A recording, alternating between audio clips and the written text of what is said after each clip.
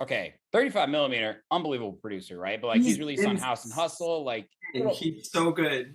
So good. What did you guys make, dude? Like, I literally went, bro, by myself for 10 seconds. Like, you guys like bring feelings out of me with this track. And I got to tell you this too. I didn't know how to categorize this. Usually I feel like you can kind of put something in at least one box. I sent it to 3 of my favorite DJs here that play like breakbeat shit, like underground shit. And I was like, how would you define this? And they're like, I don't know. I'm going to have to put this in one of my sets and see how people move before I can tell you. So like, let us know. I mean, how would you describe it? Like, does it have a genre? Is genre a genre? I mean, it's definitely like, I mean, I guess the drum rhythm is breaks, you know? Yeah. But it's not even really like, it wasn't set out to be breaks. It was actually, it was modeled after the drum beat. Well, breaks is essentially freestyle, you know? Yeah, true. So freestyle, so the drum beat was modeled to mimic a song called Clear by Cybertron. Okay. Which is the song that you've probably heard. Like Missy Elliott sampled it for like a really big track. It's like just an early electro banger from the 80s. It's so amazing.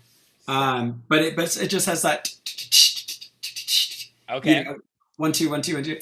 And but so that was like the drum beat, and then we were also kind of like, you know, pulling in influences from you know, like techno artists, or like a little bit of like Rex the Dog, who's, you know, also like a huge inspiration, you know, sonically, as he's kind of has like this sort of like techno tinged like Boys Noise vibe. Yeah.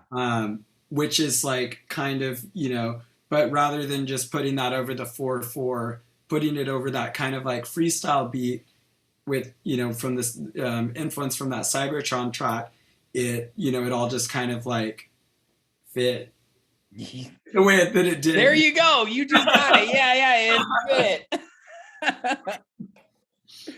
Dude, to me, it's the epitome of a track that you guys clearly had fun with, and that's why I was able to get on that ride with you for that track. Yeah, definitely. And it's a super fun track. I play it out a lot still.